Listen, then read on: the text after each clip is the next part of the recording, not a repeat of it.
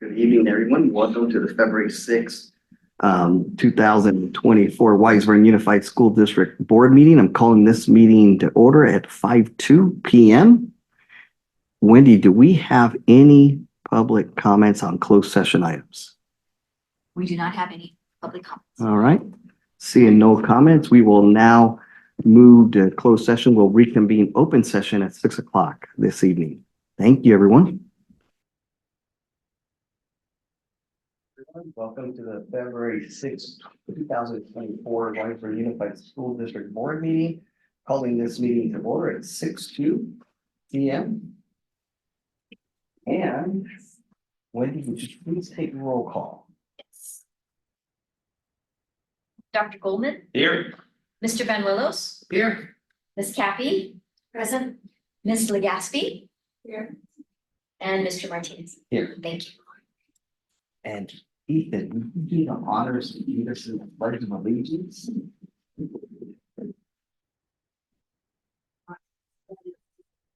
I pledge allegiance to the flag Of the United States of America and to the republic for which it stands, one nation, under God, indivisible, with liberty and justice for all.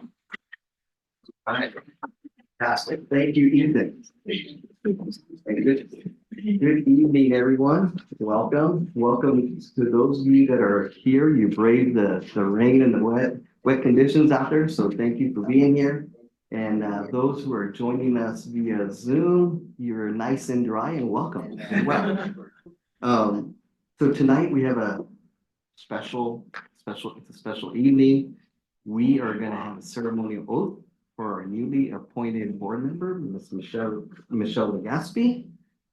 We will also have a special, not a special presentation, I think an update or something on our district strategic plan that I'm looking forward to. And we will also have a special presentation by Ms. Sarah Nitzos on the California dashboard that I'm looking forward to as well. Right. Make sure it's on the agenda. So we have no items to report from closed session this evening. And now this leads to the next topic, the adoption of the agenda. Do I have a motion? So moved. Thank you, Neil. Second. Thank you, Rebecca. All in favor? Aye. Fantastic. And Blake, would you please do the honors on this next item here? Sure, I will. So we're going to honor our new board member now. And I think that we have are we gonna read? I know that I believe is your daughter gonna read? Yes. Oh, okay. So we're doing the ceremonial swearing in because we did have the official swear in at the last board meeting at the selection to welcome Michelle. But we thought it would be a nice touch to be able to bring her family and do more of a public presentation of the ceremony. Just for history's sake.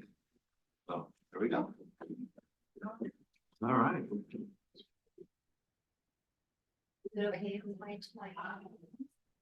Absolutely. Okay. Family. And Yeah. your favorite Tilly's, but Do you have all the? Yes. You have the script? she does. Okay. Perfect. She's always prepared. The last time. Yeah. You'll I was like, where's the paper? you'll have to on the laser right This is now. a new man.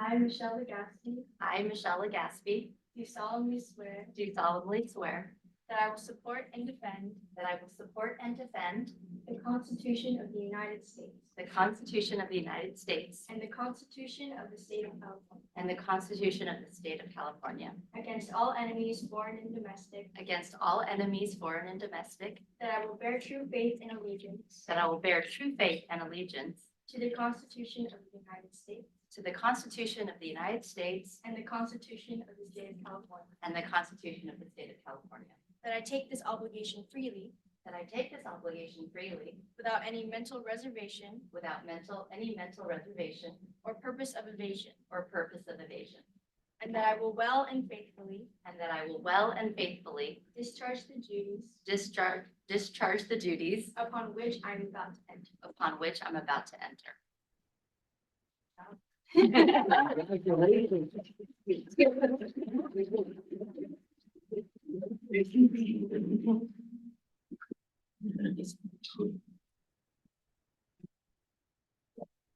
At least, thank you, and you do a much better job than Blake Silver. That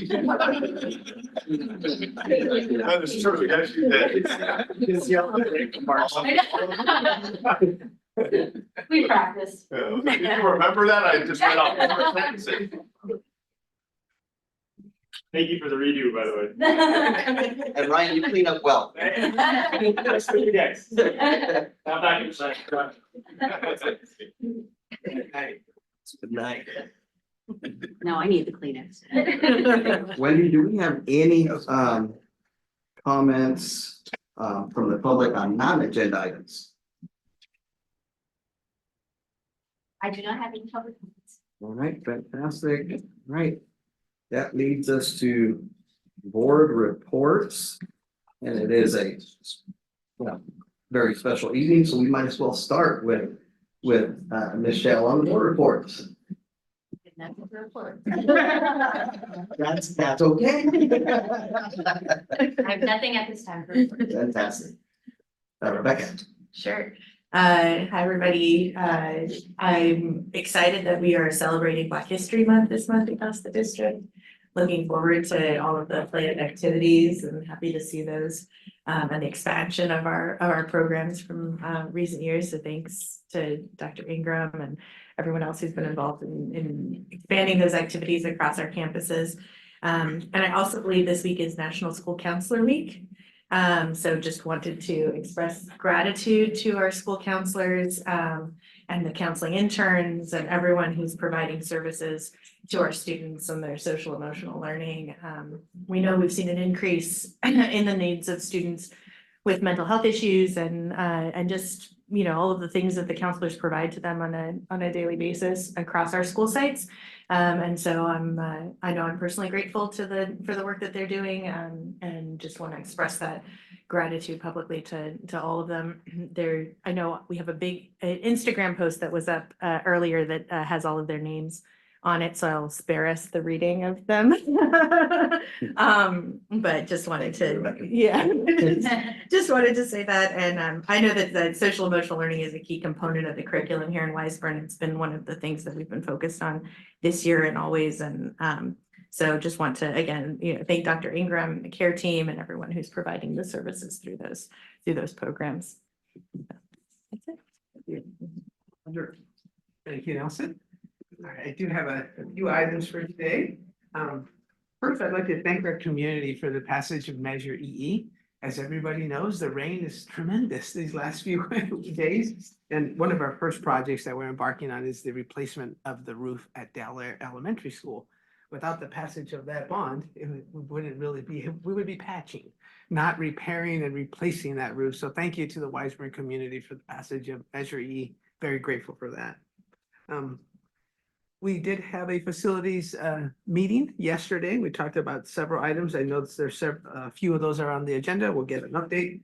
One of the items that we did discuss is the upcoming lease termination or end date, if you will, of the existing Delaware gym and the tennis courts. We have an agreement with the LA County Department of Rec and Parks.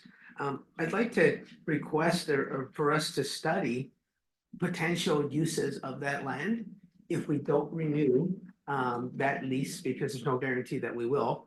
So I'd like to request Dr. Silvers that we set up a 7-Eleven committee to look at potential options for generating revenue or alternative sources of funding for us, whether or if the property stays as gym use or tennis courts. I'd like for us to just study options to see what we have.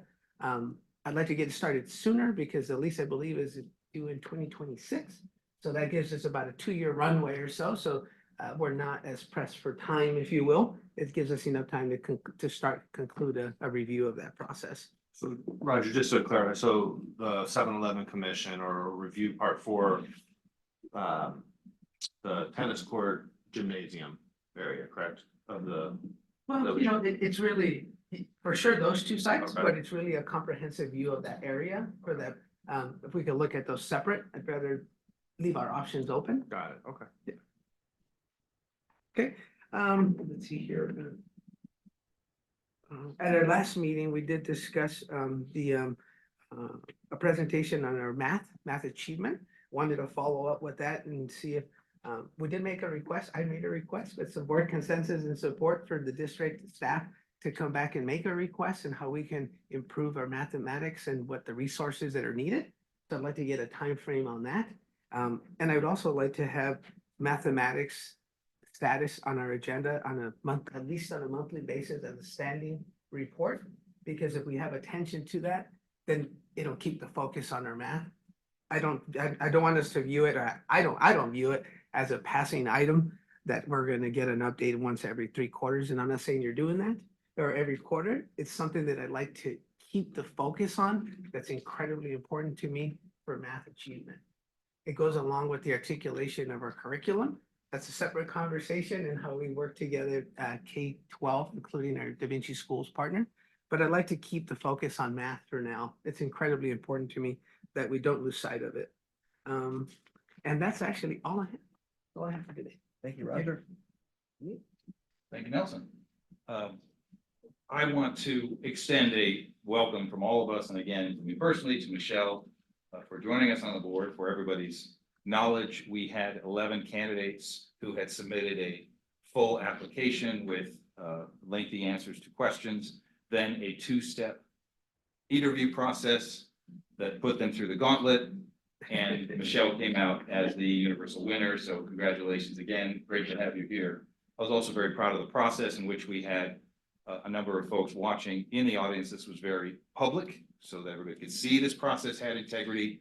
And it was a thrill and an honor to receive letters from the folks in the audience complimenting us on the process and how open and transparent it was. So thank you to those folks, and just letting you know, I'm proud of how it was handled, and congratulations again to you, Michelle.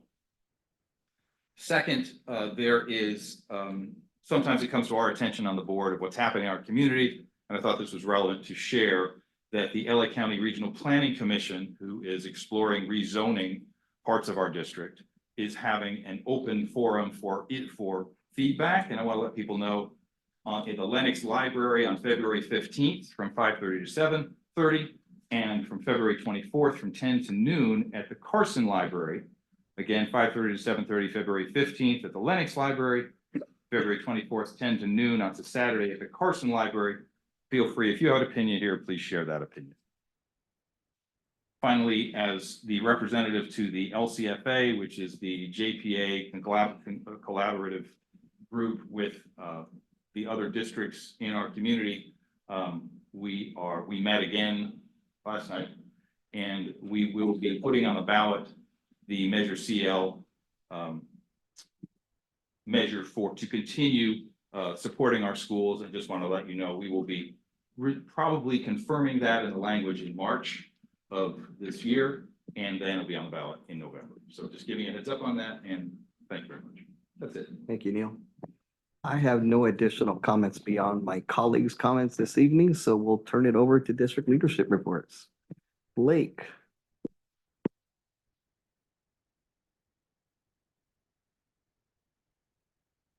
Okay, so we're gonna start with, let's go Dr. Hasty. You have a quick report, I think, and then Dr. Harbeck and Nisha, you got nothing today. I get nothing. Good evening, board members. Just want to go over January 19th, we had the School Services of California Governor's Budget Workshop. Really, from what I shared at our last board meeting, not much has changed. So the good news, again, I'll kind of reiterate what I said before. We have no deferrals, no takebacks, and the current year is staying the same. So again, the bad news, which I went over, we still have that reduction in the COLA. And, we talked about that at the last board meeting, roughly over the next 3 years outside this year, no losses in this year, but we're looking at a 2.1 million reduction in revenues based on that reduction in COLA. So, I think they shared the same sentiments regarding that the governor is still pretty optimistic. There is still a shortfall, and there's not a lot of clarity as to how he's going to make up for that shortfall. So, we'll see when the May revision comes out, and as updates come out, we'll know more. Also, The next meeting, February 22nd, planning on doing the SPED financials. I know that was a request for the board, so we'll bring that to you. I'll be presenting that. And then, of course, we'll have budget assumptions, the assumptions we'll be making for the second interim report. I just want to kind of bring that to the board as to what we'll be assuming in developing that budget for second interim. We're going into the next year, as you'll see, you've been hearing about some of these assumptions that are coming out in the news with the governor's budget as well. Also, the developer fee study, that would be coming up. We'll be bringing that most likely the first board meeting in March. And so that'll be that process to get those fees updated. And then, of course, the first interim meeting, my first interim report, second interim report will be that first board meeting in March. And lastly, Archie Smith, I just want to give him a shout out. Again, our Director of Maintenance and Operations. I think he's in the crowd. He's back there right now. Archie's been working all around the clock, just really helping out, and especially during this challenging time, with the weather and everything, but he's been doing a great job and we really appreciate his leadership. Thank you. Thank you. Dr. Harback. Am I on? I am. Okay. All right. So each year in Weisburn, we host what's called How To. And How To is a collection of our teacher leaders, the guiding coalitions, and our administrators in the district. So last Thursday, 42 of our teachers and administrators gathered to review our upcoming initiatives here in the district. So we focused on math, student wellness and safety, and our ongoing maintenance of writers workshop. And in that night, it took about 3 hours, and we do this 3 times a year. We do it in June, the end of June. We do it again in August, right before school starts, and we do a mid-year in February. So using How To, we look at what we've already accomplished and where we're headed for the rest of the year. And at Thursdays, we had time actually to go ahead and look at our 2 upcoming initiatives, student wellness and safety and math, new adoptions, and how we might plan to bring those in September. So we had the teachers help on this, and it was an active, really an interactive night where the teachers got in groups and moved groups and brought a lot of ideas to the table. So we'll bring that back to our principals collaborative to bring to action and see what we come up with. And I just want to share just a couple of things that came out of that evening that the teachers brought to us. And that is with the math initiative coming up, the new math adoption, they're looking to have more math minutes. So they're looking at revising the daily schedules at their elementary sites to add minutes to math instruction. They're finding the time is too tight. They're also looking at more cross-grade collaboration, talking to their partners at the next grade level or the grade level behind to see where we're at with sharing knowledge. And then for student wellness and safety strategies for schools to partner with families came out. They want to see more strategies with that. And also how to strategically use our teacher collaboration time more effectively for student wellness and safety. So really good ideas, and we'll take that back to the principals work group. In terms of math, the math committee continues to meet. We have a meeting coming up, I believe, on Monday to review our first pilot, which was the Eureka series. We're just finishing that up. What they're finding in this use of the program is that it's far more rigorous than what we had before in Mind Math, and that the caliber of what's being brought to the classroom is surprising, I think, all around for our pilot, what we call our test pilots, our pilot teachers. So they're out there doing great work. And overall, the team's very positive about Eureka. The next pilot starts with iReady next week. We'll do some training on Monday and then launch. So we'll be looking at that in the classrooms as well. And I might share also with you that there's a survey going out to our caregivers and our students on these pilots who are using the materials to see how they feel about the ongoing progress of these pilots. So that's an update on math. We'll be coming back to you in March with more information. And I'm glad you brought that up because we do have that planned for March, and then we'll follow up as requested too. Excellent. Okay. Thank you. Okay. Dr. Harbeck, I think I heard that Eureka is one of the potential adoption options. Right. And what is the other? iReady. I-ready. Yeah. Okay, thank you. Those are the 2 that were picked by the math committee, which has been meeting for just about a little over a year now. And out of all the series that they looked at, those were the 2 that were brought to the front. They also went to a math conference, you'll remember last year in Palm Springs, to also view different options. I also had a question, Nelson. On the, I know that the surveys have gone out for LCAP. Yes. What, can you just remind us how long that survey is going to be open and? I believe we're opening it for a good couple, I'm going to say a couple more weeks, the end of the month. Yeah. And we also have on February 8th, which I think just We're just there. For our teachers and our students also, they'll be getting their California Healthy Kids survey. So all the surveys are out. Thank you. Right, thank you, Eileen. Blake? So I'm gonna go up to the podium here in a second. I think we have a presentation, but I do want to point out a couple things. Also want to echo the comments about Archie. Thank you very much for taking that leadership. I mean, all in all, as you started, I think it's been great. I know it's tough in the winter and the weather, obviously with the rain, but definitely want to take my hat off to you for the work you've done. It's a pleasure. I also am going to ask Monique, Dr. Ingram to come up. There's a couple updates that she's going to share. I think around Black History Month, we're going to share some of that publicly and other things. So maybe you just jump up real quick.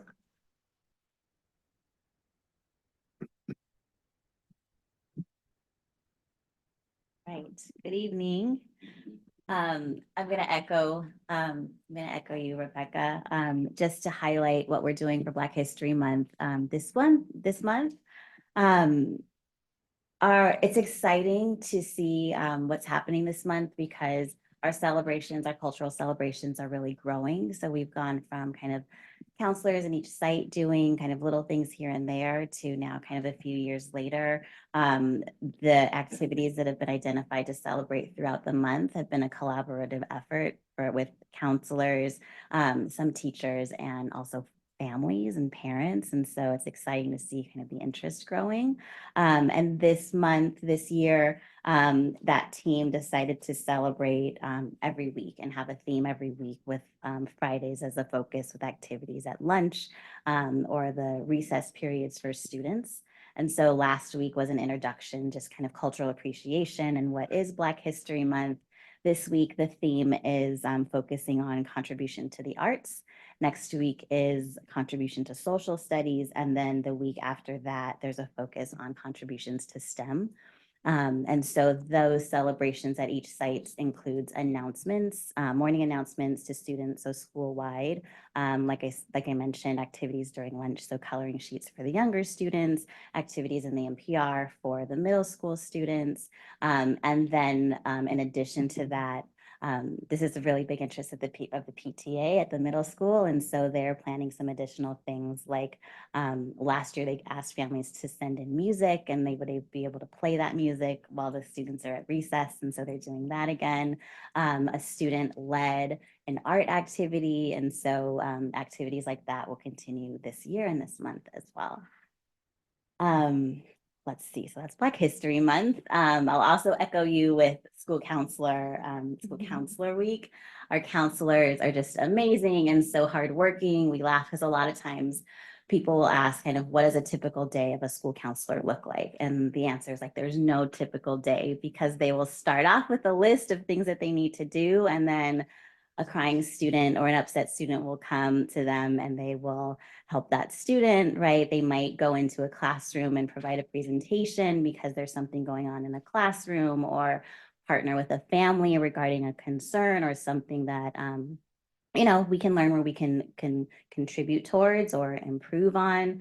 So just so many things that they're doing throughout the day. And in addition to those typical things like individual counseling and school counseling and consulting with teachers, this year, some of the new things they're focusing on is really helping to improve behavior. So each counselor is a leader for our core team or our PBIS team at their school sites. And so they're leading conversations at a district level and at their site level to identify specific behaviors that are challenges at each site. And how we want or expect for teachers to address those behaviors, both in the moment and ongoing. And so that's a collaborative process, both like kind of within the district leadership team, conversations that they're having as a core team at their sites, and then conversations that they're extending to teachers to make sure that it's a collaborative effort that we're taking towards improving behavior. And they are also taking initiative to help with our attendance. So instead of, we're expanding the attendance kind of experience, I guess, but we want families to have an opportunity to sit down with counselors or staff and have someone that they can count on when they have questions about attendance or they're experiencing some sort of challenge that's preventing them from getting their kids to school on time or getting them to school at all. And so instead of a punitive approach, we're really looking towards building those partnerships so that we can improve trust and those relationships so that students are comfortable at school and attending school. So thank you to our counselors for that. Right. A couple more updates before I give the presentation. Did have an opportunity to go to the Access Superintendent Symposium last week. It's a really good opportunity to take a look at promising practices in other school districts, to be able to network, to be able to see some sessions. I'll share one here in a minute as well, but just that opportunity to just collaborate and get to listen to these to initiatives that are happening across the state is really impactful and helpful. Had a chance yesterday to meet with Roger Nelson and Noemi, Cherie, and Greg from NAZ to go over our facilities planning. We had our facilities committee meeting. Just lots happening. I think Noemi's giving a presentation today, right? No, I'm just kidding. No, but we do have quite a large presentation. I think we actually have to split it in half for the next meeting just because there's so many, and it'll be a 3-hour presentation. So we're going to likely cut it to some of the more urgent facilities issues and then maybe split it over 2 meetings. We'll take a look at that. But just lots of good things happening. I know there was a question earlier about solar, and solar's alive and well. We'll hear more about that, but looking to do a majority of that construction through the summer, and then be able to kind of get, I guess, off the grid a little bit, or maybe kind of on the grid and off the grid with our facilities, get online with the whole solar project. I'm gonna start realizing some of those savings here pretty quickly, as well as obviously our fields and modernization projects. Also with our, as we've, Roger, you shared a little bit about our math program, and I hope you hear from Eileen and you'll hear from Sarah too coming up here. I mean, math has obviously been a big focus, for the district. And, we want to come back with a comprehensive plan, not a rushed plan, obviously, and put something together and package it in a way that makes sense, and we'll see lasting change. And one of the things that we've studied, in fact, had a meeting earlier today with Solution Tree, is the PLC, Professional Learning Community process or system. We started this back in 2019, 19 probably it was, Eileen, Sarah. And we built our guiding coalitions, and since then we've actually built elementary school and middle school master schedules that allow for teacher collaboration time, and we have guiding coalition meetings. And so we've set some of these structures in place. We have a math specialist who's able to help support math in the classroom. And the next step of that, or the next iteration of that process, is to really get into a phase 1 professional learning community protocol. It's diving into data, and that's going to require a third party. So we are going to come back to this board for pretty hefty investment in this process. Just looking at districts across the state, probably across the country, but certainly across the state of California, you're seeing, equity-driven instruction and positive gains for all students when you with fidelity buy into this program and work this program and this protocol essentially. So looking forward to bringing that back to the board. And really believe that systemic approach is going to be our best approach to changing, or just to improving, math student outcomes overall, whether it be social emotional, math, learning, reading and writing and all of those things, but certainly we're focused on math. Also have we hold priority meetings every Monday. Dr. Ingram and Holly Compton come in and give updates on our 2 focus priorities for the year. So one is our social emotional learning program, and the other is math. So we are having those conversations on a very regular basis. That'll help us inform what those steps are that we'll bring back to this board, as we start planning for next year and beyond. So just wanted to keep you sort of updated on, our eyes are never far off of that, and just want you to know that, and we'll definitely bring this back. All right, and I will, I think I need to go up to probably better if I stand. All right, Juan, you have the thing. Oh, Wendy, thank you.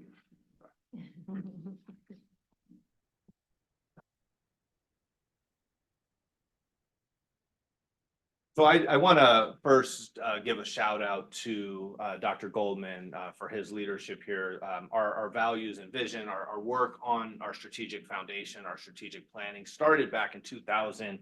Gosh, I'm going to say 2019, Dr. Goldman, maybe even 18. 96. Yes, yeah, when I was just a young lad.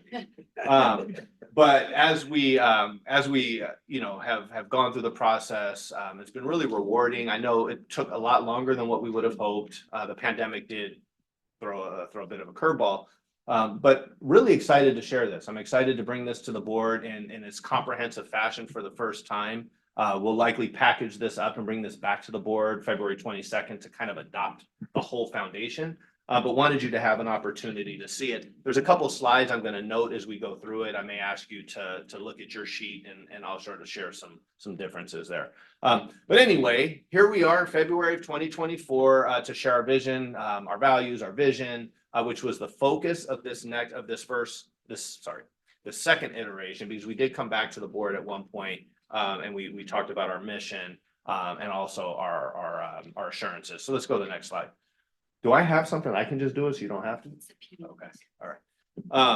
So looking at this, we're going to talk a little bit about the model. We're going to talk about our process, and then we have the 5 elements that you'll hear of the strategic foundation: the why, the purpose, stakeholders, it's who, the what, the how, and the where. So we'll get to that as well. So let's go ahead to the next one. All right, and Dr. Goldman, did you want to talk about this piece of it, the Sure. foundation? Go for it. You're just going to do it. I'll do it. Okay, Sure. So as Blake suggested, we're working on our strategic foundation. That's the baseline. So it's fun that Dr. Harbeck, you mentioned the how-to. It's how to do what? It's how to execute our foundation, what we stand for. Like we have created, and Dr. Silvers is going to go through the lengthy process and the collaborative effort. What is this that we stand for? What is it that we're trying to create? And this is the strategic foundation as illustrated by those 5 questions. Why are we here? Purpose-driven organizations who are aligned and focused around that purpose are more successful. This is true in corporate America. This is true in small business. This is true in schools. We're applying these core foundations here at Weisberg. Who do we serve? Do we serve everybody, or do we have a particular niche we're trying to serve? We have already developed the what. That's our assurances, and they have served us well.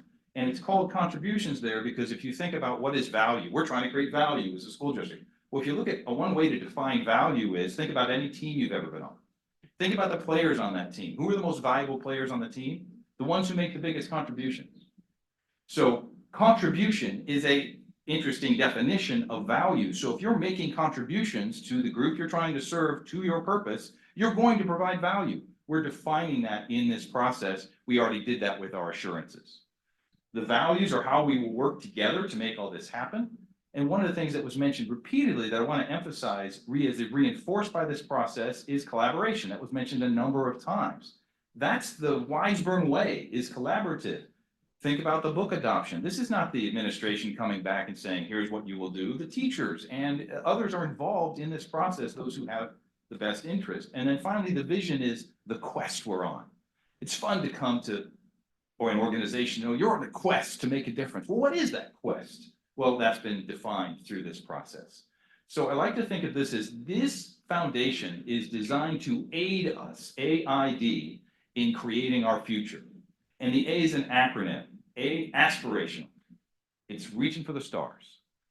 I, inspirational. It's something that motivates us to do this. We care about this. And finally, D, directional, aspirational, inspirational, directional, AID, to give us guideposts, guardrails, a rudder in steering the ship that is Weisberg Unified School District. So that's what this is. That's why we're doing all this. And although the assurances have been fantastic and really served us well, these other components are necessary to complete the strategic foundation and take us forward. Blake? Perfect. Dr. Goldman, thank you for making it so easy to follow you. No, I'm not sure if that was sarcastic. No, that was great. No, it is hard to follow that. Absolutely. No, I appreciate the energy on that. And I want to echo it. I just want to say that as we've gone through this process, it's been, first of all, I think the conversations have been great, really helped us align. And as you can see here, we're looking at the process. There have been a lot of conversations. We start down with step 1. We had stakeholder feedback sessions. We went to our LCAP group. We talked to team facilitators, that was our old guiding coalition. That was like 2019 version. Site council, we talked to our ADCO. I believe we went to PTA meetings. And we were just gathering input to figure out, to start filling out this foundation, to start ironing it out. Then we developed the pillars. So we brought that back to the board. I believe it back in 2020, maybe it was 2020, 2021, it'll be in here. But we developed the two pillars, which was the what and the why. And we'll share that. Step 3, we sent a survey out to our staff, and that was a full survey. I believe we got 150 or so responses. So we got good feedback from the staff. And that was trying to identify the next 3 of the pillars, if you will, the who, the how, and the where, so we could round out the strategic foundation. And then we had our leadership subgroups go through all of that data. It's a lot of data. We mined through that data, and then we were able to bring a recommendation or presentation, ultimately a recommendation to the board to finish this process. So I'm excited that we're here finally. You just go straight through that. It's a pretty slide, but let's just, yep, there we go. So taking a look here, we actually have the why, as you see there, it was board adopted in August of 2020 on Zoom. And engage, empower, elevate. This has been really a tagline for the district over the last several years. If you look on your actual sheet, I believe it's a longer version of this. So we started, so you have sort of the version 1, this is version 2 here. We did cut those engage as we engage students, staff, parents, and the community to foster open communication and collaboration, cultivating a sense of belonging and shared responsibility for our educational mission success. And then empower. We guide individuals to take charge of their learning and personal growth, fostering self-efficacy and resilience through support structures and meaningful experiences. And then to elevate, we drive continuous improvement and excellence in education, promoting innovation, critical thinking, and equity for all. Maybe I stop if there's any questions, or just kind of keep moving through. All right. So then the who. So this was part of our survey and sending it back. And, it's hard to, we talked about, is it the student? Is it the community? Is it staff? And the reality is it's all of the above, right? It's everybody plays such an integral role in the operations of the district and the health of the district and the mission of the district. So you see our audiences. We have our target audience, which is students. They're at the core of what we do. And then you have the target audience number 2, it's our staff, because they're the backbone of what we do. Without our staff, we just can't do this work. And then target audience number 3 is the community, because they're just such an important component to the work that we do. I mean, if you just take our $98 million bond that we're, enjoying talking about, and all the facilities, and looking at our facilities currently, they're in such good shape and good repair because of, the commitment of our community to our students and to the school community. So really hard to separate. But I do know that in our conversation, it's like a target. We're not sure how we'll represent this. Really, the students are that center of the target, right? And I just wanted to sort of emphasize that. Now, this is where it gets a little tricky, and this is why I had it printed for you, because it may be hard to read. Back in 2020, August of 2020, we did bring this language to the board. It's the language on the left. And, over the years, we just realized how long, it's just long. And we wanted to cut it down so that it's just a little bit more impactful language, a little more succinct. And what we'd like to do is bring back, when we actually bring back the strategic foundation, we're likely going to bring all 5 elements back to sort of readopt them as one. So it's our strategic foundation. So you can see on your sheet there, we have the longer version to the left. I won't read that, but just the proposed language on the right is every educational partner will have access to a safe learning environment, both physically and emotionally, with the presence of well-trained adults and students on campus. And that's the what, the safety. The what is the pillar of it's what we do. We provide safe environments. And that was the number 1 pillar. This board brought that up as an important number 1 pillar. Looking at the second part of our assurances, or the what, is our student-centered approach. And again, I'm just going to read the right. You have the left there, the old language on the left. We assure that our instructional program and students' entire experience at school are attentive to their unique academic and social emotional strengths, needs, and choices. And then future ready was our third assurance. We assure teaching and learning that includes digital literacy, reasoning, and collaborative-based experiences in academic and co-curricular programs to strengthen students' ability to excel as lifelong learners in an ever-changing world. And then revisiting community engagement. This had the biggest change. This was community and collaboration. It had DEI in parentheses. That's how we actually adopted it. we're now proposing it as community engagement, and I'll share why in a minute, but I think let's just maybe start here. Is that we assure that all members of the WUSD community are connected, involved, included, heard, and respected as partners in education, and that a diverse, inclusive, and equitable organization provides a foundation for all members of the Weisburn Unified School District community. So you see DEI is in the definition itself. Okay, moving to the next and final, organizational strength. And this is, we assure WUSD will manage the district with prudent and effective organizational practices and systems. Further, Weisburn commits to maintaining a strong fiscal position that supports advancement of our commitments. And we did go back and forth, but it was important to this board that we highlighted specifically financial strength in the definition. So we did opt to keep that there. I just have one, Sure. commits to commitments. Weisburn commits to our commitments. Where do you give me? The second sentence, it says Yeah. Weisburn commits to maintaining a strong fiscal position that supports Oh, advancement. I see. Commitments. Okay.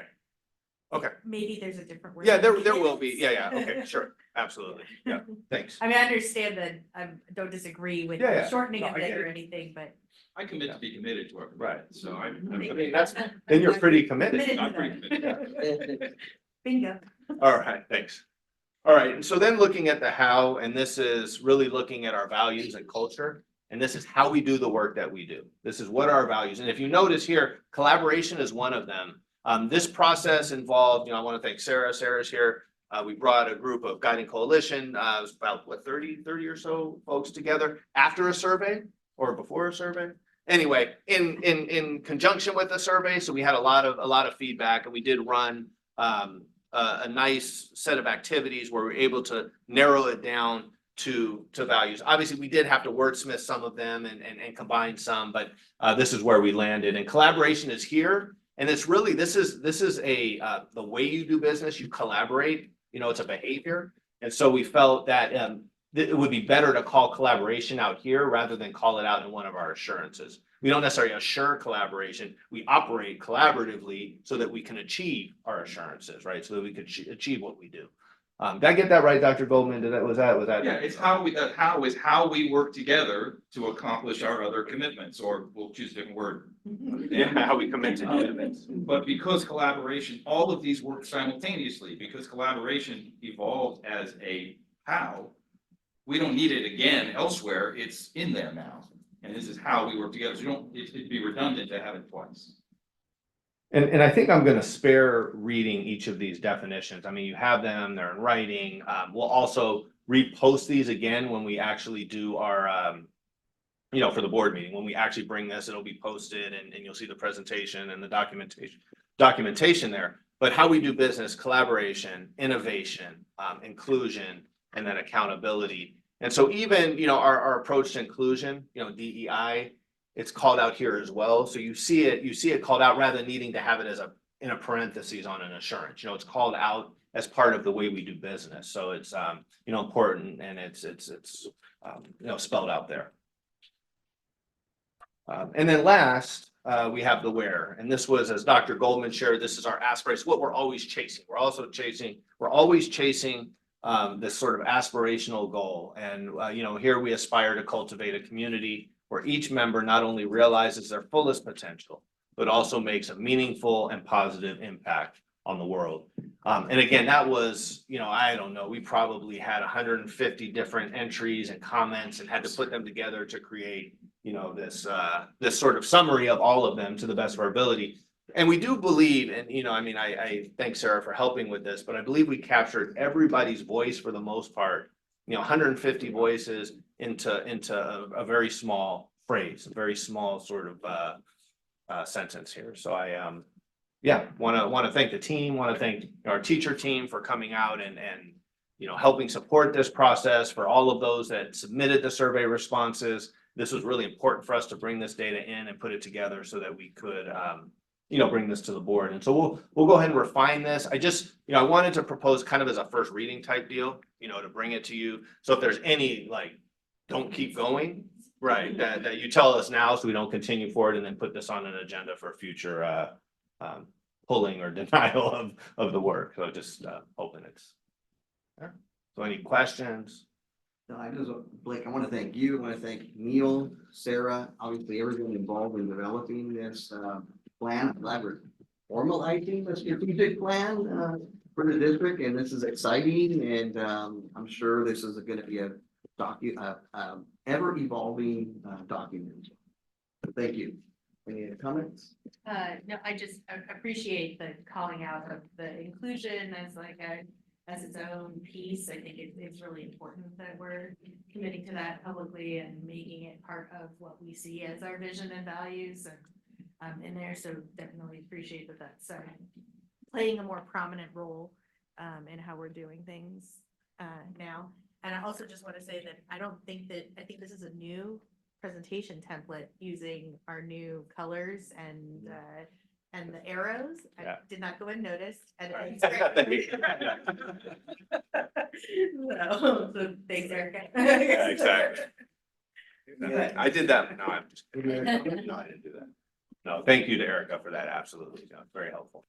Thank you. All right, And good, thank you. well, thank All right. you. Well done. All right, Wendy, any comments from the public on agenda items? No public comment. Public comment, okay. Thank you. I think, Sarah, you may be next, right? Come up. Welcome, Sarah. Thank you so much. Good evening, members of the board, members of cabinet and the community. I'm very pleased to be with you this evening to talk about the 2022-23 California State Data Dashboard that is currently live for the world to see. I do not have cool arrows in my presentation. No, you do. It's at the bottom left. There it is. Oh, got it. Okay. All right. So this is part one of a 3-hour presentation.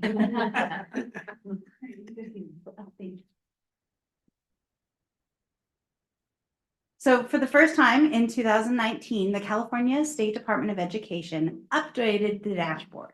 It tracks our annual progress on various factors such as our standardized test scores, our chronic absenteeism, suspension, and graduation rates. The dashboard is the only one of its kind that provides us a real snapshot of progress. You're able to see the growth over time, which is a very unique perspective.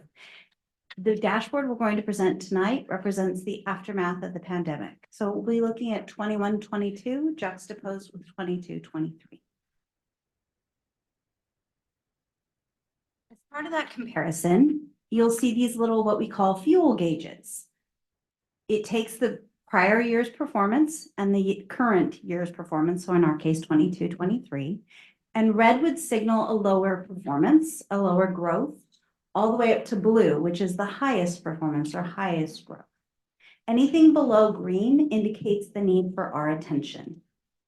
The state dashboard is a summative data presentation. This data is taken at one point during the school year, most often at the end of the school year. And each of these things is only measured once. It is not an ongoing metric. Yes, I have sir. a question. This is a comparative metric. It is showing, as I understand, I want to clarify, Yes. it is showing how we did this year relative to last year. Yes. My question or point is, if we did supremely well last year, but did less well this year, but still well this year, it's going to show up yellow, orange, or red, even though in the absolute sense, we're not doing poorly. We are doing comparatively not as well. So I don't know if you can comment to that as we're going through, because when I was reviewing this, I saw in a couple of areas, it's not so wonderful, but I don't know if that's because we were superlative last year or what's the absolute score non-comparatively, are we still doing okay this year? Hopefully that'll make sense as you're going through.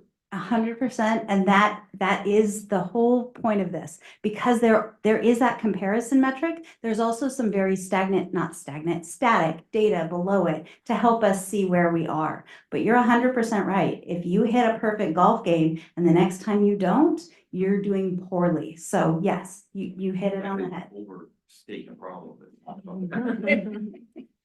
So these are the Weisburn results in totality. You can see that we're signaling growth in the area of chronic absenteeism in our English learner progress and mathematics. Chronic absenteeism is the only area that is measured from kindergarten to 12th grade. The other metrics are focused on students in 3rd through 11th grade. I say kinder with hesitation because students are not counted as absent until they are 5 years old. So we're going to start with our language arts. These dashboard pieces are measured based on CASP testing, the data that I presented to you back in November. It is an overall perspective of 3rd through 11th grade. So let's start with English language arts. These are the Weisburn students. They're scoring in the green. While we declined 3.5 points over last year, we still are doing quite well. Let me explain points above standard because that's something that always is a bit of a challenge. So the state takes all of the data and they create a line. Anyone above the line, that's meeting and exceeding. Anyone below the line, that's not meeting and exceeding, that is below. Then they take all of our scores in the entire district and add them together and get an average. That average score is then compared to that static state line and determine how far above or below you are on that line. In the area of English language arts, we are 29.1 points above standard. Any questions? I do have- Yep. Go ahead. So I understand it's 3rd through 11th. So is California taking the information from the Da Vinci schools and incorporating it in here? No, the Da Vinci schools are not part of this metric. They're counted as their own LEA, and each Da Vinci school has their own dashboard. Okay, just wanted to make sure. Yes, Thank you for that clarification. of course. In the area of math, we are in the yellow. We are 6.9 points below that standard. So visualize that line, and we're just a little tiny dot right below it.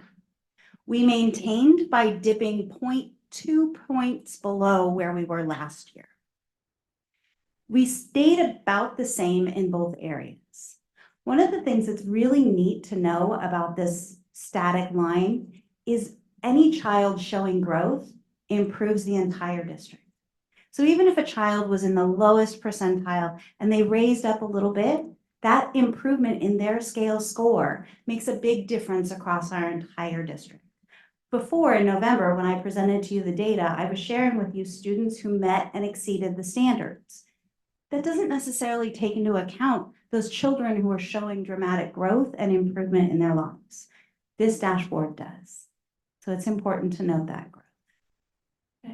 Sorry, before you move on, just Yes. wanted, so there, even though we declined in ELA and maintained in math, I'm just trying to understand why the ELA is still green, whereas the math is yellow. It does take into account the fact that we are above that line. For the line, it's growth, and it also takes into account where you are and juxtaposed with that line. Thank you for that clarification. Yes. I guess for my reference, when we say 29.1 points above, is the 29.1 relative to, like, say that we're 30% higher than the state, than that median line? Or is it a scale from, like, if absolute red on the left is 0, is a question. Is it 0 on this side and 100% better on this side, and then we're 29-30% better, or is it a different? It's a very different metric, and it changes depending on where you fall. So the reason we're not in blue is because we declined 3.5 points. We're above the standard, which puts us in that higher point of the fuel gauge, but we declined 3.5 points. So we're not in blue. If we had improved 1 point, we would have been in blue. So I guess to that point, Yeah. if we stay above standard, will we continue to be in green or blue regardless of the decline? It depends on the decline. If I don't even want to speak the words, but should we fall tremendously, then it would definitely be taken into account on the fuel gauge, but that's not going to happen. So let's dig a little deeper into these dashboards. Again, this is all public knowledge. It's available on the website. Anyone has access to that. There's no secret data here this evening. The next part of the dashboard digs into our different subgroups. You'll notice the no performance color. Those are representatives of students who are 30 or fewer in total. So you can see how our subgroups fall across the different areas. In ELA, we do not have any students in the red.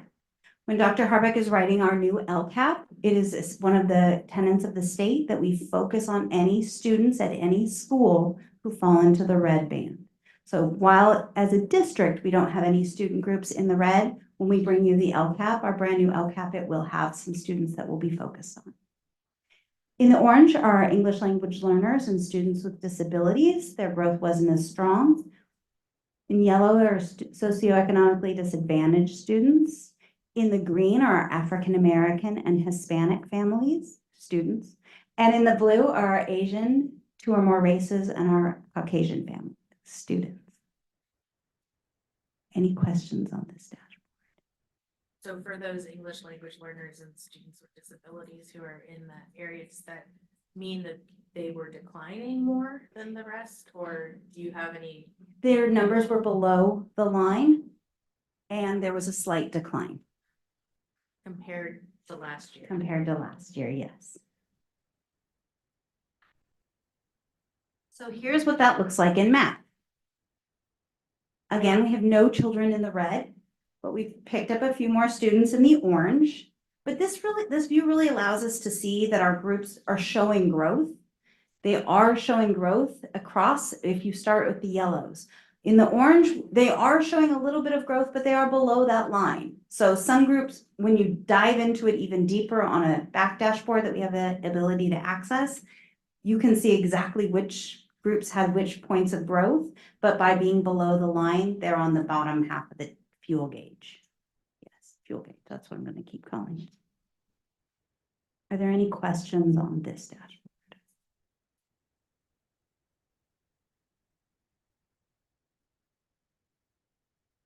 Chronic absenteeism. Across our district, 16.1% of our students were chronically absent. Well, what does that mean? A student who misses 10% of the school year are deemed chronically absent. Each child is counted only once in this metric, and it's derived against the number of total enrollment. So a student would have to miss 17 days of school to be counted as chronically absent. So in our district last year, from the time they turned 5 until 11th grade, 16.1% of our students were chronically absent. That was an increase of the previous year of 5.3%. But you heard Dr. Ingram speak to the fact that we are really making a concerted effort in our district to really look at how we're counting attendance, how we're talking to our families about attendance, how we're working together as a team. Please also note that this does not take into consideration whatsoever students who had doctor's notes, excused absences, students who may have visited the hospital for one reason or another. The state simply says, did they miss 10% of the school year? Yes or no? In the red category, you'll see our subpopulate. Go ahead. Sir, so you're saying it doesn't account for that, so this is numbers all inclusive is what you're saying? Thank you. Right. Yes. Yes. This is really interesting. This one particularly I find surprising in that we've left COVID behind. It seems odd to me we'd have greater absentee problem than we did when COVID was still kind of with us. I find that surprising. Do we have an explanation for that? I think Eileen does. And this is also comparing the 21-22 to the 22-23 school year. Yes. So the 21-22 school year was still I would call it a COVID year, right? So were we really counting? Maybe we're counting it absences differently, well? yeah. You know. We were. I'm going to have Dr. Ingram speak to it because she's really done the most work on it, and I don't want to take any credit for that. Go right ahead, please. But yes, it's right. So COVID absences are coded differently now than they were before. And like, yes, the pandemic is over, but COVID still exists, right? So we still have kids out for 1 week, 2 weeks at a time with one COVID illness, right? And so, so our families and our schools are trying to navigate kind of getting back to school. When do we come to school? Do we wear a mask? Do we stay home, right? And so helping families become comfortable, knowing when they can send their kids to school, sending out communication from our district nurse, for example, saying, hey, families, if your child needs to get medicine on campus, there are ways to do that. So just providing more education. And again, helping families become comfortable and knowing when they can send their kids to school, and also thanking them for not sending their kids to school when they're contagious is also big. That's actually probably, our district nurse said recently, a bigger deal than having folks stay home is families sending their kids when they're contagious, and then that gets other kids sick. And so those are some of the things that we're working through now.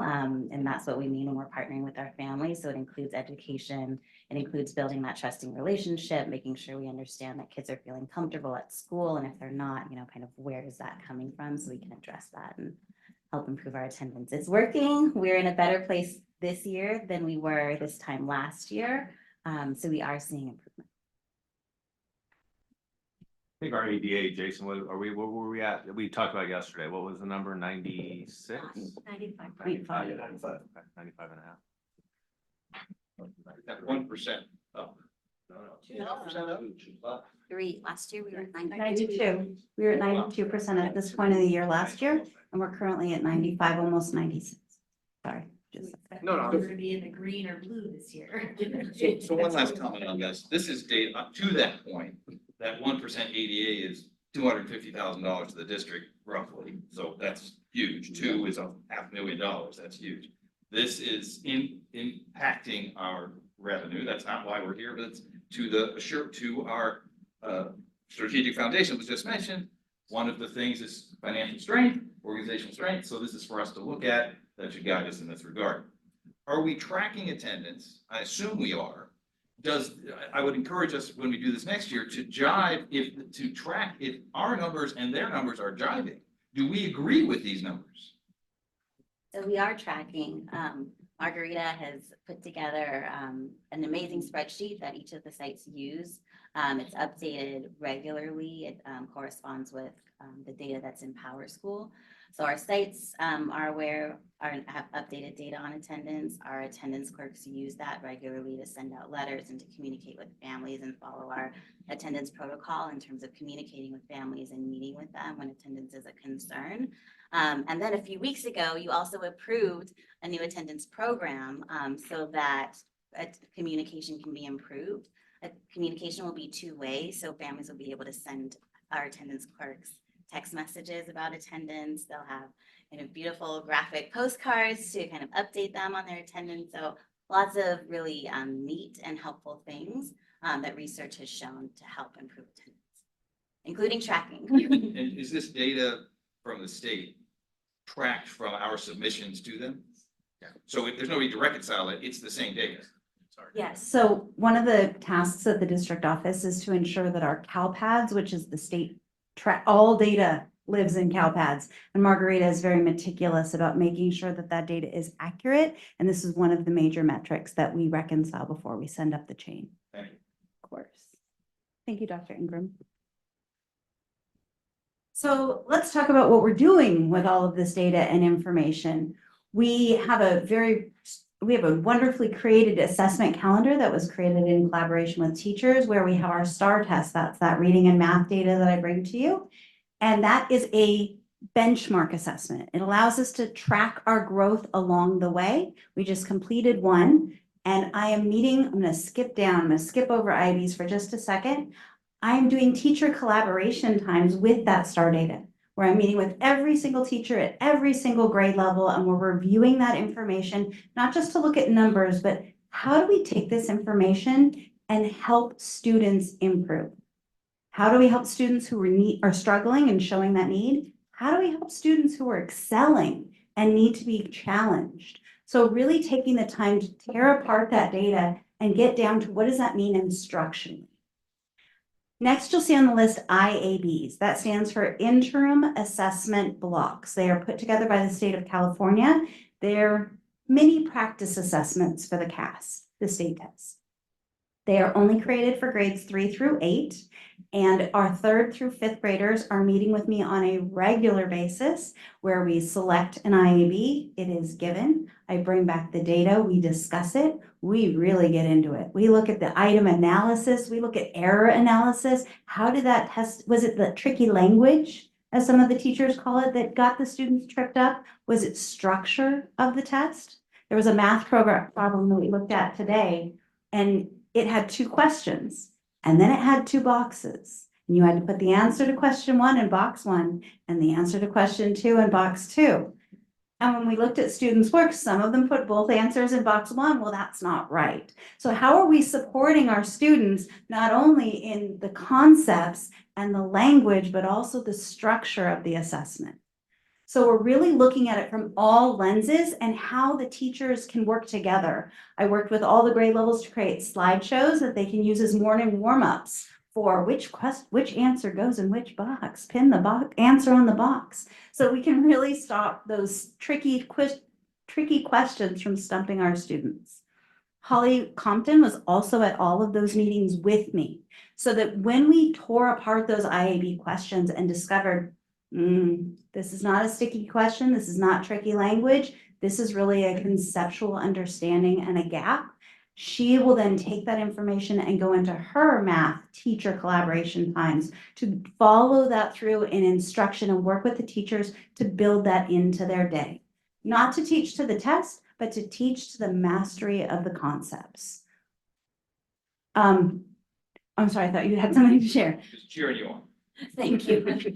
And finally on our assessment list is ESGI, which is our TK data assessment system, where our teachers sit one-on-one with our students and are able to track what letters do they know, what sounds do they know, where are they getting stuck. The system also has a wonderful feature where after I've assessed you on all of your letters, I can print out a letter to the family letting them know which letters their child knows, which letters their children don't know, and then a set of flashcards, individual for each child on what concepts that TK child still needs to practice, so that there's a real strong home family connection with our youngest learners, not leaving them out of the data tree. So our teacher collaboration time really is focused on bringing all of the data pieces together. In the beginning of the year, we reviewed CASP data. Then we really got into that STAR data. We're interspersing those IABs, making sure that the data is accessible to our teachers. It is constantly accessible. They have it on every platform, but making it accessible in a way that teachers can implement it immediately. Sometimes you go to a meeting and you're given a lot of to-do things, and then you get back to your office and you don't have the time to do those to-do things. So making sure that TCT time is structured in a way that teachers have actionable items with the materials and tools ready to put into place the next time. And if not, that's where Holly Compton's coming right in, our math coaching specialist, and she circles back that next week and works with them to make sure those tools are built in a way that meets the needs of those unique learners in those unique classrooms on those unique campuses. Then all of that cycles right on up to our principal collaboration time, where we're making sure the principals are aware from that 3,000 feet what the data looks like, but then also at the ground floor, what is going on in the classrooms to address the identified needs of our students. In addition, we have response to intervention, which is where our teachers are really working to focus, there's the word, to focus on our identified students that need those extra supports. They are taking the STAR data, they're taking the IB data, then they're doing a secondary screener to really drill down as to what is the struggle. Is it that number fluency that we're talking about? Is it those foundational skills that our students are missing? And then putting items and lessons into place specifically to address those unique needs. Oh, any questions on that page before I go on? So ongoing, where does all this data go and why do we need it? We need to be able to measure where we are. If we don't have a measuring tool, then we have no way of knowing that we're growing. A lot of this data is used in our LCAP, our Local Control Accountability Plan. We'll be coming back to you with that, I believe, at the next board meeting, Dr. Harbeck? The mid-year? Yeah, mid-year. So we have our ongoing LCAP, then we'll be giving a mid-year report, and we'll be developing the new LCAP, and it will be very much hinging on a lot of the data I'm presenting to you right now. Our SIPSAs, our school and single plans for student achievement that you approved at one of the last board meetings, those were replete with data directly from the dashboard. Our school accountability report cards also replete with this data. We really want to make sure that our data is transparent and clear to every one of our stakeholders. So I want to make sure I just say for a 5th time, this data is open to the public and it is on the website of caschool-dashboard.org. All families have access to this data. We want to make sure that everyone knows that they have access to their students' score reports for state testing through our PowerSchool portal, and that everything is available to anyone who is in need of that data and has FERPA availability to access that. Oh.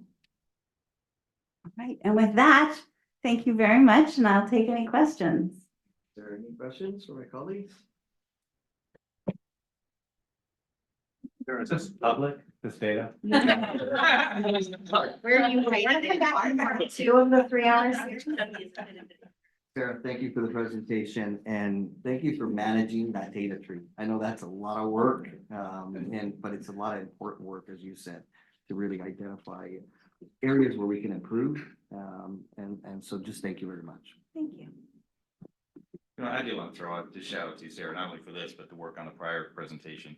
If you want to see somebody who's a master at pivot tables and prompt engineering, that's your girl. Really well done. Sure. Pivot tables are something to be proud of, but thank you. Thanks, Sarah. See here. All right. For consent items. Do I have a motion? Second here for, I believe, item 10.1, correct? I have a motion, but I have a question on one of the items. Absolutely. Okay, I'll second for that discussion. okay. And which one was it? 10.6, I have a question.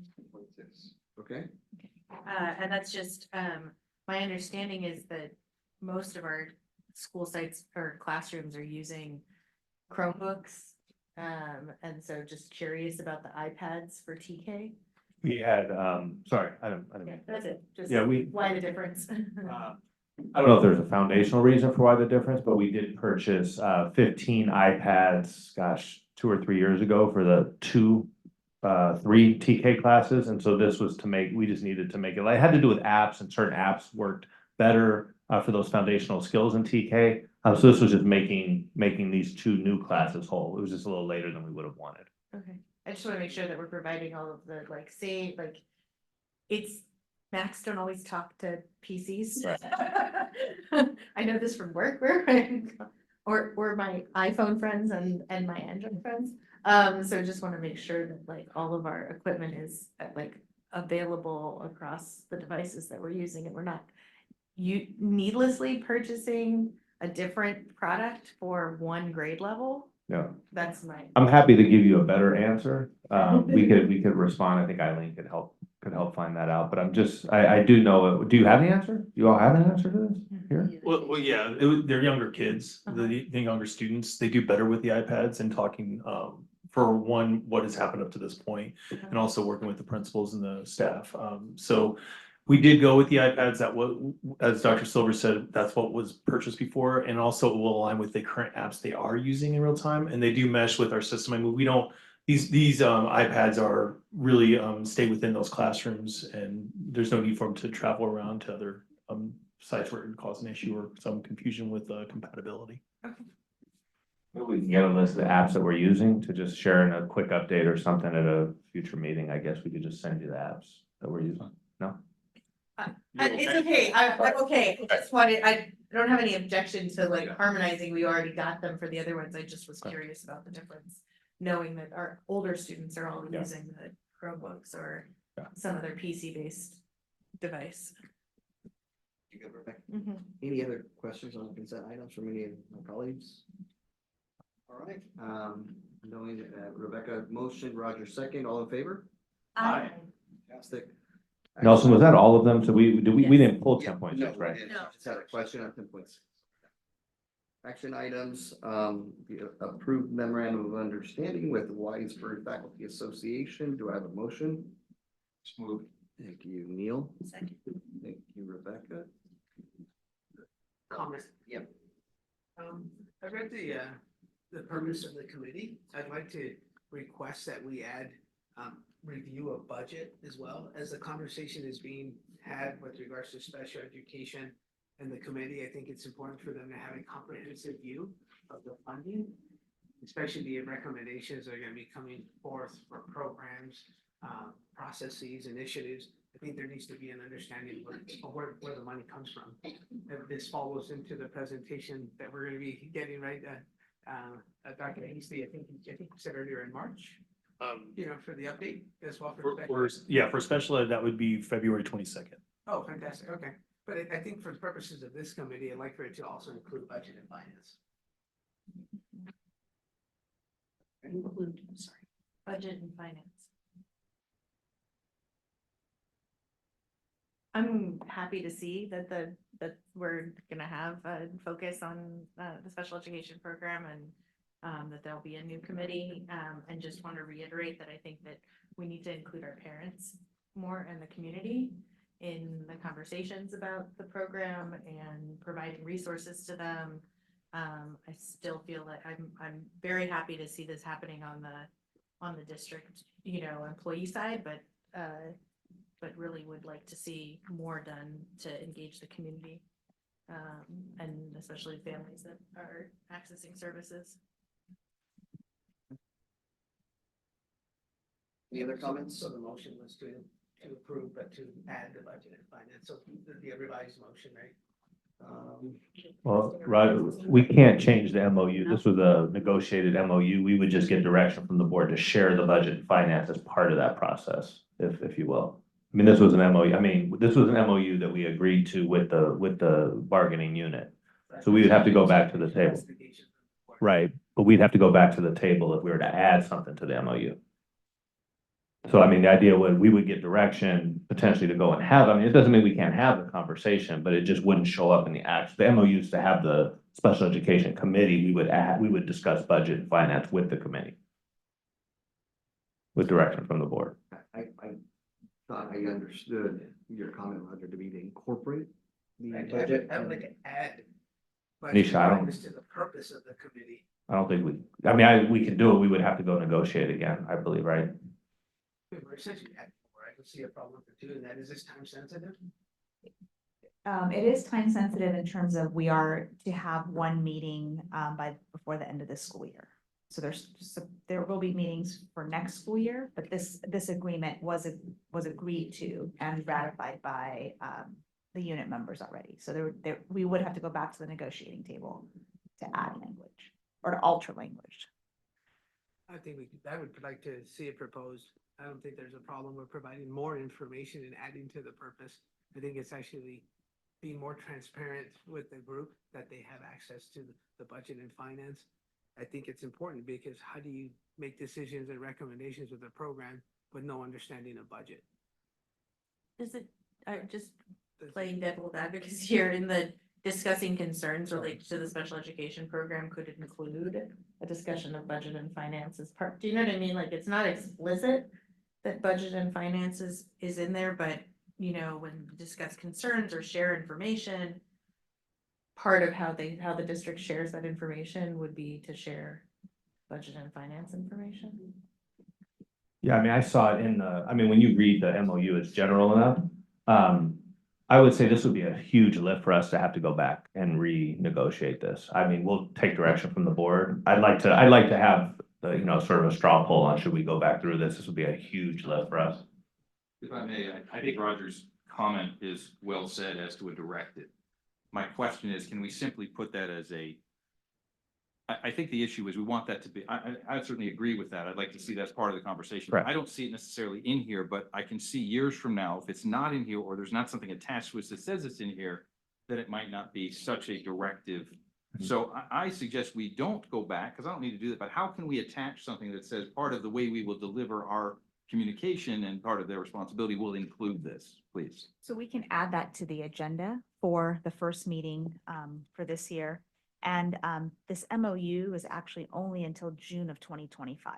So after that, it sunsets and it's done. And so if we were to look at reopening this committee for the 25-26 school year, then at that time, we can absolutely specifically add in the budget piece. Budget. Yeah. Yeah. If I may here, I understand Roger's comments and I just obviously listened to Neil. I'm reading this last paragraph here where it says the committee shall meet once during the 23-24 school year and a minimum of 3 times during the 24-25 school year. Is there anything that would prevent us from having the budget committee be present in those meetings?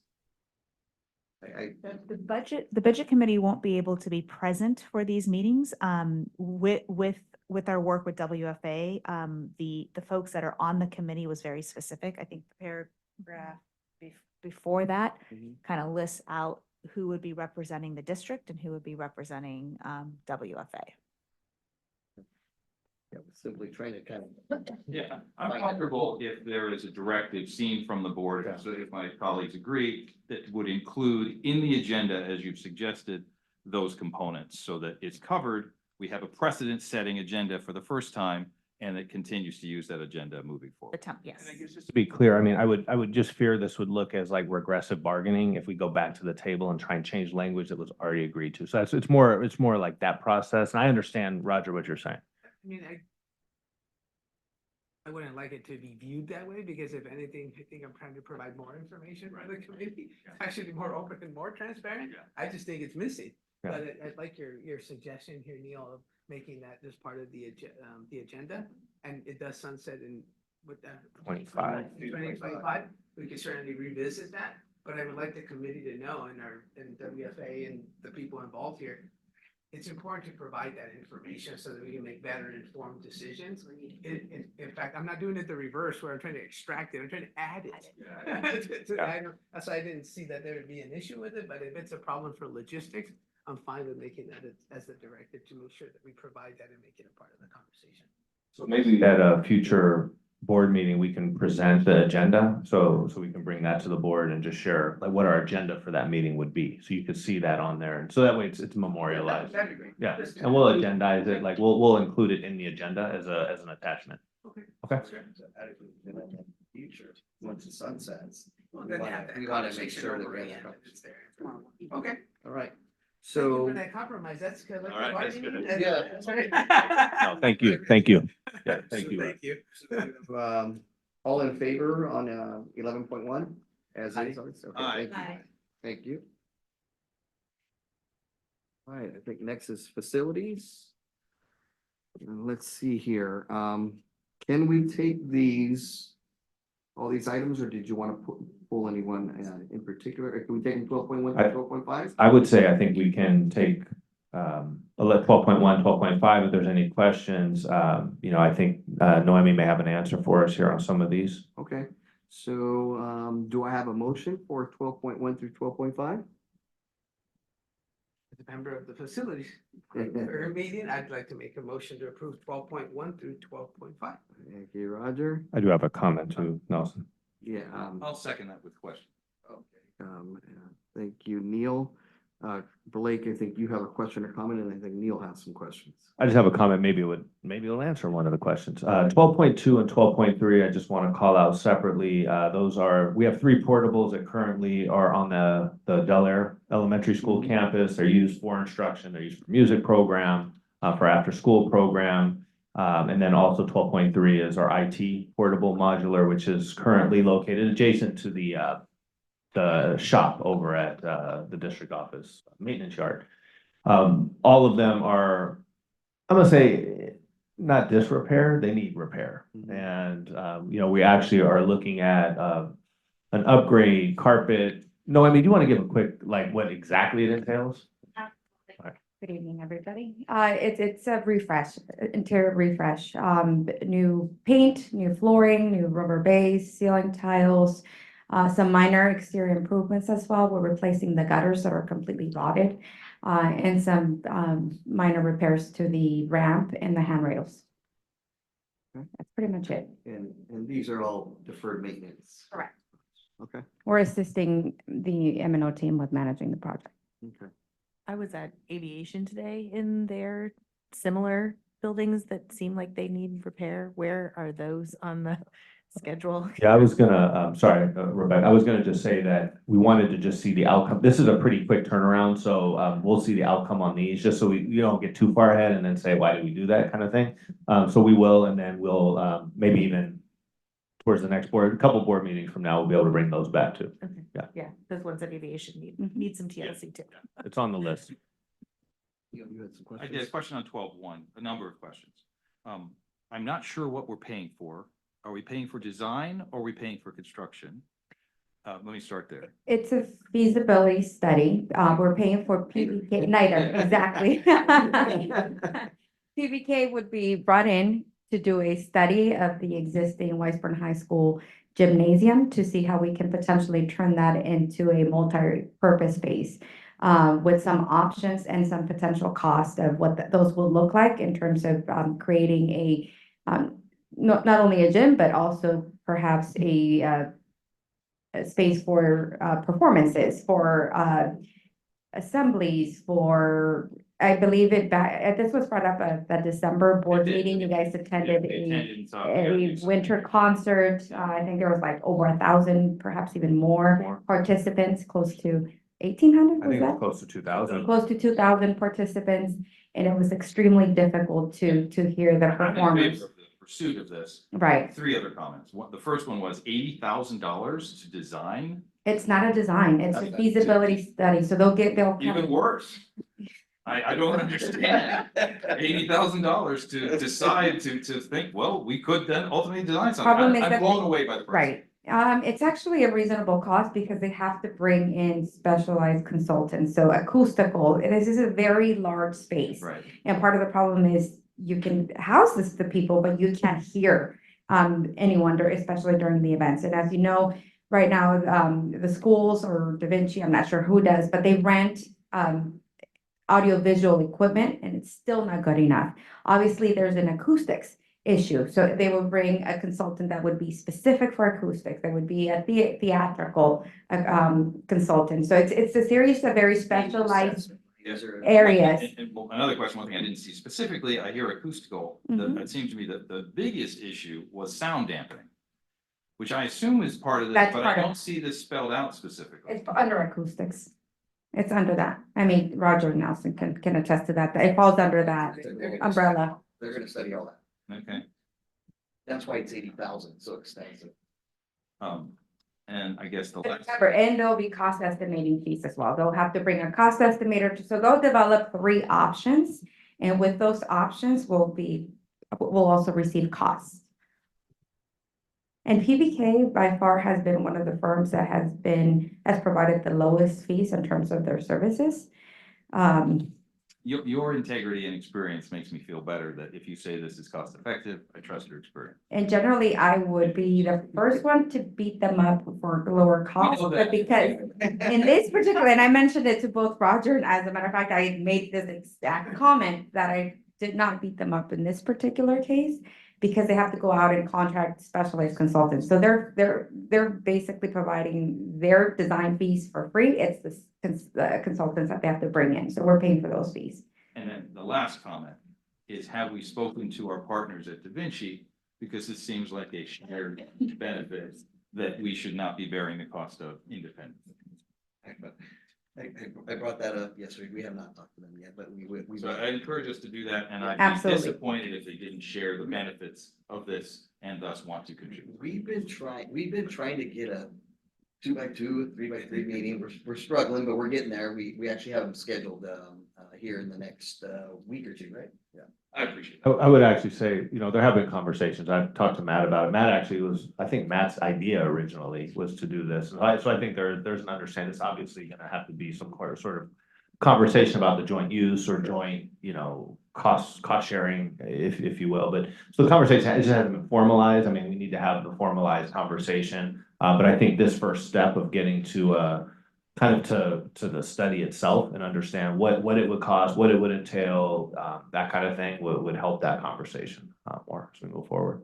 I think to Neil's point, though, that the fees of, that part of what is going to happen, right, is that we'll be going back to Da Vinci with the options that come back to them, to us. And so it does make sense, to Neil's point, to me, to ask them to bear some of the costs of the feasibility study. Feasibility study. Yeah. Why should we, yeah. Because for those reasons, right? Yeah, Just- I brought that up at the facilities meeting yesterday. We plan to have that conversation. We just have not been able to get together yet. Otherwise, we probably would have had that conversation. Requesting some sort of contribution would be. Yeah.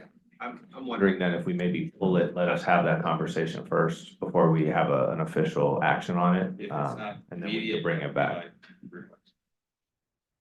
I don't think, Not urgent. I don't think it impacts It was us. just addressing a need that was brought up by the board. I would move to pull this, have the conversation, and then do this jointly together, so they also don't, out of respect to them as well, they don't feel we're, hey, we did this, we now want some money. Let's do this on the front end, collaborate on the front end, and create this together. Great idea. I have no objection to that. But we took what, 12.1 to 12.4, Yeah. so we need to, someone. We need to amend the motion, Yeah. yeah. That would be Roger. That would be Roger.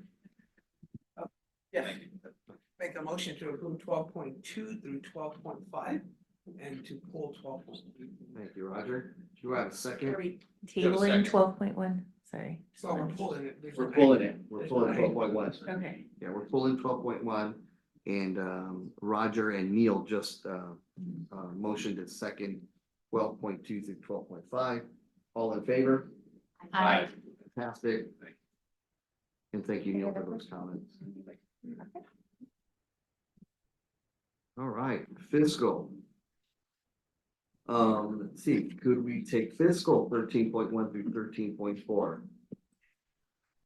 I see no reason why. Do I have a motion for 13.1 through 13.4? Are they all related to the same thing? No, not 13.3. Can we, yeah, can we do 13.1 and 2? Okay, 13.1 and 13.2? okay, thank you, Rebecca. Do you have a second? Second. Thank you, Neil. Any comments or questions on 13.1 or 13.2? I do have a, Oh, you do? I think Roger had a question. 13.1 or My 13.2? my question is answered. Okay. Is answered and closed. I just want to say that like, I continue to have questions about making sure that we have a process that is catching things early for students in our special education program so that we are avoiding these high costs of compensatory services that need to be provided in the back end.